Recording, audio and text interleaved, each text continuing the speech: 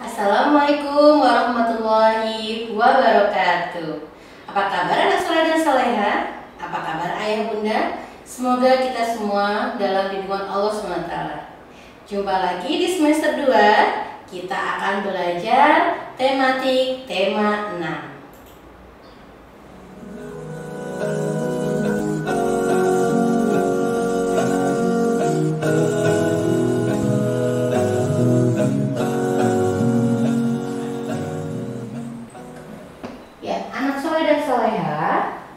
Kita akan belajar tema 6, panas dan perpindahannya, subtema 1 dan subtema 2. Oke. Yang pertama kita akan belajar muatan bahasa Indonesia ya, yaitu tentang teks eksplanasi. Menjelaskan cara untuk memahami teks eksplanasi. Apa sih teks eksplanasi? Teks eksplanasi merupakan teks yang berisi penjelasan tentang berbagai peristiwa yang terjadi di sekitar kita. Contohnya seperti fenomena alam, sosial, dan budaya. Teks eksplanasi termasuk teks non-fiksi. Kenapa? Karena disajikan sesuai dengan fakta atau data. Teks eksplanasi memiliki struktur, ada 3, yaitu pernyataan umum, deretan penjelas, dan kesimpulan. Pernyataan umum berisi tentang informasi yang sebenarnya, sedangkan deretan penjelas itu adalah informasi yang mendukung informasi sebenarnya. Nah, untuk membuat ringkasan atau kesimpulan dari teks eksplanasi harus memperhatikan hal-hal berikut ini. Yang pertama tentu saja kita harus membaca teks dengan saksama. Perhatikan dengan baik bacaannya, teksnya ya. Kemudian yang kedua adalah mencatat gagasan utama dari setiap paragraf. Ingat, gagasan utama ada di awal atau di akhir, atau bisa juga di awal ataupun di akhir. Kemudian setelah itu mengubah gagasan utama menjadi kalimat lebih efektif ya. Kemudian rangkailah kalimat-kalimat tersebut sehingga menjadi paragraf yang padu. Jadi antara kalimat-kalimat yang tadi itu harus berkaitan hingga menjadi sebuah paragraf yang padu. Dan ingat, yang terakhir harus memastikan menggunakan bahasa yang baku dan ejaannya harus sesuai dengan pedoman ejaan bahasa Indonesia. Lanjut ya. Membuat kesimpulan dari teks eksplanasi. Kesimpulan dapat dibuat berdasarkan pernyataan-pernyataan yang ada. Perhatikan contohnya ya. Contohnya nih di sini. Ada pernyataan yang pertama, panas dapat mempengaruhi perubahan suhu benda. Yang kedua, panas juga dapat mempengaruhi perubahan wujud benda. Nah, dari kedua pernyataan itu kita kesimpulkan. Jadinya apa? Jadinya panas dapat mempengaruhi perubahan suhu dan wujud benda. Jadi, ada kata yang tidak boleh diulang ya. Yang pertama itu pernyataan panas dapat mempengaruhi. Yang kedua juga ada sama. Jadi pakai satu saja. Lanjut. Nah, jika pernyataannya ada 3, ayo kita perhatikan. Pernyataan pertama, manusia mengkonsumsi, ini kurang kami harusnya. Manusia mengkonsumsi makanan untuk beraktivitas. Yang kedua, makanan diubah menjadi energi panas. Yang ketiga, panas yang dihasilkan biasanya dikeluarkan bersama keringat. Nah, dari 3 pernyataan ini kita kesimpulkan jadi satu. Nah, hingga membuat sebuah kalimat yang padu. Dalam aktivitasnya, makanan yang telah dikonsumsi manusia diubah menjadi energi panas dan biasanya dikeluarkan bersama keringat. Wah, maaf ya, ini ada banyak tulisan yang salah ketik ini ya. Kita lanjut dari sini. Kalian paham nggak? Jadi dari 3 pernyataan ini dijadikan satu hingga menjadi sebuah kesimpulan. Tapi kalimatnya harus lebih efektif ya. Jadi ada kata yang sama tidak boleh digunakan lagi. Lanjut. Nah, kita sudah memasuki tema 6 subtema 2 tentang perpindahan kalor di sekitar kita. Lanjut ya anak-anak. Nah, kita akan belajar tentang isi teks media cetak. Untuk menjelaskan isi teks media cetak melalui peta konsep, yang pertama kita harus ingat lagi apa sih peta konsep. Pada pertemuan semester 1 kita sudah pernah bahas itu. Peta konsep adalah cara informasi penting dalam bentuk cabang ya. Ada bagian-bagiannya, seperti peta pikiran ya. Kemudian pada peta konsep ini, informasi penting dihubungkan dengan informasi lain dan ditulis dalam bentuk kata kunci atau kata yang penting ya, ataupun dengan gambar agar lebih menarik.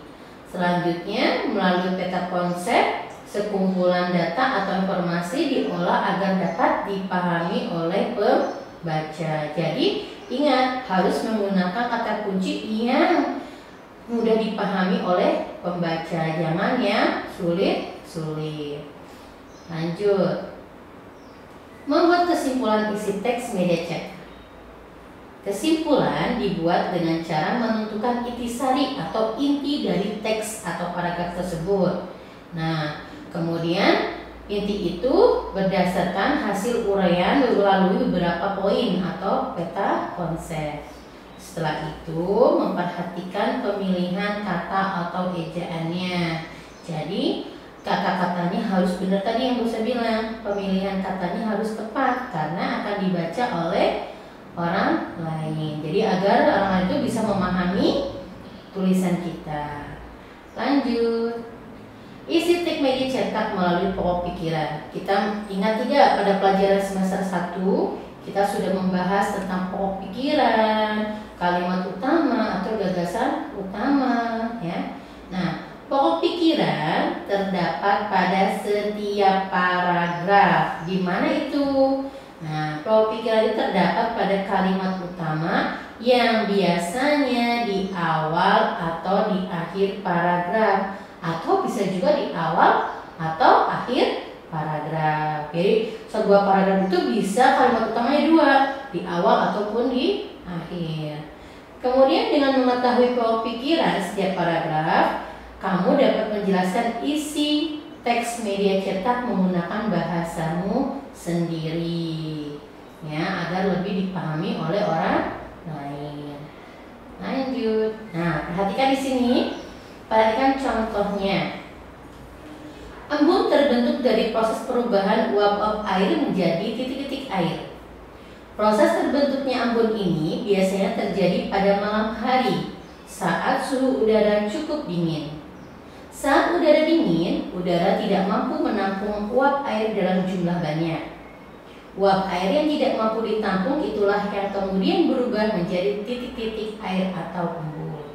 Nah, dari paragraf tersebut kita bisa menentukan kalimat utamanya dulu. Ingat, kalimat utama ada di awal ataupun di akhir. Nah, pada paragraf ini kalimat utamanya itu ada di awal. Kalau kalimat utama itu persis banget dengan isi paragraf kalimat yang ada di awal ataupun di akhir. Contohnya, embun terbentuk dari proses perubahan uap-uap air menjadi titik-titik air. Itu kalimat utama pada paragraf yang tadi ya. Nah, dari kalimat utama itu bisa diringkas lagi ya, intinya saja menjadi sebuah pokok pikiran. Karena pokok pikiran itu berasal dari kalimat utama. Jadi pokok pikirannya adalah proses pembentukan embun. Ya, sampai sini paham? Oke, kita lanjut. Nah, sebenarnya materi ini kita sudah bahas di semester 1 ya, cara membuat kesimpulan. Tapi ini adalah kesimpulan isi teks media cetak dari diagram. Nah, di buku paket kalian itu ada beberapa diagram yang isinya ada pertanyaan, jawaban. Nah, itu dari situ bisa dibuat kesimpulan. Caranya bagaimana? Nah, untuk menguraikan informasi menggunakan diagram, kamu perlu menentukan pokok pikiran dan informasi penting dari setiap paragraf. Atau bisa juga dengan membuat daftar pertanyaan. Ingat, daftar pertanyaannya menggunakan apa? Kalimat kata tanya, ya. Apa, mengapa, di mana, ya. Yang jawabannya pasti ada di teks tersebut. Ya, jika di situ tidak ada tokohnya misalnya, nah, jangan membuat kalimat dengan kata tanya, siapa, ya. Jadi harus dilihat teksnya dulu, harus dibaca terlebih dahulu. Setelah menentukan pokok pikiran dan jawaban dari pertanyaan yang dibuat tersebut, maka dapat membuat diagram. Lanjut. Nah, ya, untuk dapat membuat kesimpulan, kita harus memahami informasi penting yang terdapat dalam teks tersebut. Kemudian, pada pelajaran sebelumnya, kamu juga telah mengetahui bahwa peta konsep atau diagram dapat mempermudah dalam membuat kesimpulan. Dan untuk membuat diagram, kamu juga dapat membuat pertanyaan dan jawaban mengenai informasi penting yang ada di teks tersebut. Jadi benar-benar harus dibaca ya teksnya ya. Lanjut. Membuat ringkasan teks penjelasan. Nah, tadi kita kesimpulan dari semua paragraf atau teks ya. Kalau ini teks penjelasannya. Nah, untuk membuat ringkasan teks penjelasan, yang pertama kita harus menemukan pokok pikiran dari setiap paragraf. Tetap ini ya harus digunakan ya. Kemudian bisa juga membuat diagram untuk memudahkan pemahaman tentang pokok pikiran dari setiap paragraf tersebut. Selanjutnya baru dapat membuat kesimpulan dengan bahasamu sendiri. Nah, alhamdulillah kita sudah selesai subtema 1 dan subtema 2 penjelasannya. Apabila kalian kurang paham, boleh menghubungi wali kelasnya masing-masing. Nah, sebagai semangat kali lagi, untuk menimbulkan semangat lagi, memahami lagi, Bu Asa berikan tugasnya ya, yaitu mengerjakan latihan soal subtema 1 halaman 29 nomor 1 dan 3. Kemudian mengerjakan latihan soal subtema 2 halaman 55 nomor 2 dan 4. Nah, bukunya buku 5C. Ingat ya, jangan sampai salah. Dan jawabannya disalin di buku tulis dengan rapi. Oke, biar bisa dikoreksi oleh wali kelasnya. Terima kasih. Ya, terima kasih anak soleh dan soleha. Semoga apa yang boleh jelaskan tadi dapat dipahami oleh kalian. Dan ingat, tugasnya harus dikerjakan tepat waktu. Tidak boleh menunda pekerjaan ya sayang ya. Terima kasih. Wassalamualaikum warahmatullahi